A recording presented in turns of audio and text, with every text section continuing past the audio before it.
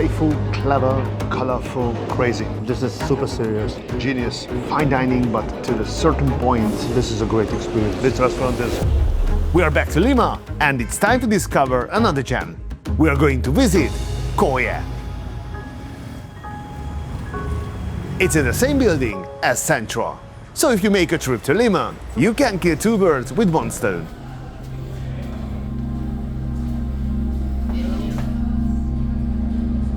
The interior feels like a mix of Central and Mill. Same building, same roots, so it's not surprising. Nice furniture, comfortable layout, a very tasteful design. It's very calm and peaceful, and I love it. We are going for the main tasting menu, the so-called surroundings of Mater. Alright, so let me explain about the first one. So we have roots and Kjolle. This is a homemade bread made with maca and andi root. It's served with butter that was mixed with kabuya syrup and topped with choco powder, an edible clay from the Andes. Sounds wild. I mean, edible clay, but it's not so wild around here. It has traditional uses, including aiding digestion. On the side is a salsa-like sauce called uchukuta. It's basically cheese and herbs, drizzled with a bit of mint oil. The drink we have for this is made with Kjolle, that's the namesake flower of the restaurant. It's very aromatic, almost honey-like. A beautiful non-alcoholic drink. Lovely. The bread is gorgeous, nice, vibrant yellow color. See those nice big bubbles inside? It's airy, springy, soft, and smells amazing. There are sweet notes in the butter. Very delicious. The clay powder is an interesting touch. It's new for me. Slightly salty and earthy flavors. Works really well with the butter. Nice sweetness. The salsa is simply beautiful. Lots of strong, floral and herbal notes in there. Tastes like chrysanthemum. This is a lovely first course, and I fell in love with this bread. I've only been here for a couple of days, but I'm already getting used to these original utensils everywhere we go. This is so beautiful.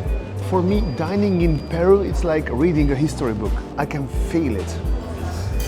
Welcome to Kjolle. I'm Jerry, I'm the wine sommelier here in the restaurant, and I'm going to be in charge of the service today as well, okay? He brings our next drink, which is made of cedron and low squash, which is a 6,000-year-old squash type.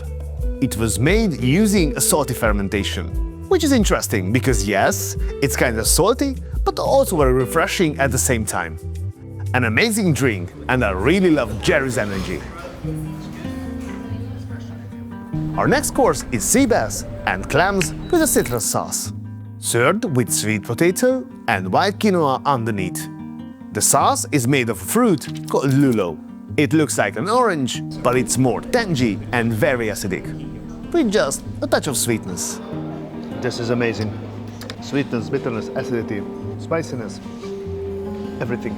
Visually, it's more like a dressing or a light broth, but the flavors incredibly sharp. It's acidic, but not sour, just perfectly balanced and works beautifully with the fresh fish. Big flavors, the really clever crunchiness. As you can see, we encounter a lot of exciting and relatively unknown ingredients here, just like at Central and Mill, and obviously that's no coincidence. We already talked about this, but if you want to understand the whole story, make sure to check out our video about Mill as well. Jerry is back at our table with the next drink. The base is pisco, a traditional Peruvian spirit made from aromatic grape varieties, in this case, Toronto. And then he says something that makes me raise my eyebrows. And also duck belly oil. Yes. This is a technique called fat wash. Fat wash consists in integrate or mix different spirits with some different fats from animals or also vegetables. I've got to tell you, it's a funny drink. And yes, you can definitely taste the duck in it. Actually, you feel the duck. So we continue with duck. The meat is cured in sour orange and lemon. It is served with a sauce made of chestnut coming from Madre, along with muña mint foam and sea urchin. There is a second version on the side, made from the same ingredients. But this one is kept on ice, which changes the experience. We are told to start from the left, taste both separately first, and then combine the flavors. Jerry, who's just about to become my favorite person, returns with a glass of wine. A French one to be exact, an Arbois. Honestly, I didn't expect French wines here. It's a pleasant surprise. And it's here simply because Jerry wanted to share it with me, for what I am infinitely grateful. But let's get back to the dish. I mean, the dish is mind-blowing. This is super serious. The duck, the sea urchin, the spices, everything. And I haven't even tried the other version. My face probably says it all. If you ever come here and this is on the menu, fasten your seatbelts. Seriously. For the next course, we get a wine from Bolivia from a winery called Jardín Oculto. And here's a fun fact. For a short period in the 19th century, Peru and Bolivia were united as the Peru-Bolivian Confederation. This winery sits around 3,000 meters above sea level, making it one of the highest altitude wineries in the world. It's a natural wine, and I have to say, this is a remarkable one. Beautiful lemon on the nose, pure lemon, surprising. Super dry, very mineral, sharp flavors. I love it. Alright, so we continue with many tubers. So we have different tubers that we collect from the Andes and from the Amazon. We are meant to mix everything with a sachapapa cream. And for this course, someone special joins us at the table. Someone we definitely need to talk about. Pia León, the chef and owner of Kjolle. Pia was born and raised in Peru. Her mother worked as a caterer, which likely played a big role in sparking her interest in the profession. From that moment on, her only goal was to become a chef. She studied at Le Cordon Bleu in Lima. After obtaining her diploma, she began working in several international kitchens, including the Ritz Hotel in New York and Astrid & Gaston. Pia then joined Central's team in 2009. After working there for roughly a decade, she opened her own restaurant, Kjolle, in 2018. Just a year later, it received the Best New Entry Award on the Latin America's 50 Best Restaurants list. Over the past 15 years, she has collected numerous accolades. Best Female Chef of Latin America, Rising Star, and even the world's best female chef. It's just cherry on the top that her restaurant, which we are sitting right now, is currently sitting on the world's 50 best list at the 9th spot. And you probably know her husband too, Virilio Martinez. So the idea is you can try different types of tubers, roots, okay? This one is like the classic one. When we open Kjolle, okay, we put this one. So a few months ago we decided like to make a change. So that is you can see the evolution of the dish, okay? And you can try with the same ingredients but in a different way, okay? Enjoy. Thank you. I love the plating here. It's not the typical fine dining style, but it's unique in a very good way. The plate's more simple, but everything is colorful. The flavors are my bone. This is a great experience. The drink we are having right now is made with acerola and paico. Very aromatic, and I sense something similar to cherry. I don't think anything will ever beat wine for me, but I can confidently say that these drinks are really well made. I love it. About 3 to 4 people work on these creations. There is an incredible amount of creativity and knowledge shared between them. I can feel it in every single glass I have had so far. So we continue with scallops and tarwi. Tarwi is a protein-rich superfood. Here we have scallops in different forms. The first one we should try is prepared with limon, a Peruvian chili, and finished with a touch of lime. Next to it there is scallop with fennel and carrots. And finally, textures of scallop with dots of tucupi made from fermented cassava. The flavors are exceptional. The concept, the food, the look. Yes, well, it's really hard to describe the flavors. I obviously recognize the scallop and the lime, but the rest is just pure magic. Or at least something new to my palate. Every dish is like an entertaining lesson. This is playful, clever, colorful, fine dining, but to a certain point, the impressions are super exciting. Each and every dish playing with different temperatures, different textures, different richness. I mean, and it's just coming. Sommelier is energetic. I mean, this is the way. This is a really interesting experience so far. I enjoy it very much. And the service is fantastic as well. energetic, friendly, and professional. A Peruvian cider appears on the table. This is made exclusively for Kjolle, only 1,000 bottles in total. The next dish is lobster, served in a crab and coconut sauce and topped with kushuro. Kushuro is an algae found in lakes high in the Andes at around 3,000 meters above sea level. It's also known as the caviar of the Andes, and it's considered as a natural probiotic.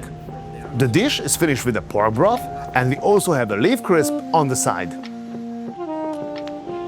Taste-wise, it's perfect, but how the liquid looks, it's not very appetizing. That's the only issue. Otherwise, the plating of the dish is mind-blowing. And since the flavors are exceptional, there is really nothing more to say. I love it. We have another red wine, this time from Maipo, Chile, one of the country's most important wine regions. With red wine comes some red meat. Beef rib prepared in two different ways. One piece is cured with tumbo and cooked relatively quickly, about 16 hours. The other is braised. We also have corn in 4 different textures, and the dish is finished with a sweet potato reduction. The plating alone would win me over immediately. But the flavors, incredible. A great wine, a perfectly executed dish, and beautiful variation in textures. Crazy. At first I thought the sauce might be too heavy. It looks quite thick, but it's actually perfect. Dark, silky, and rich in flavor.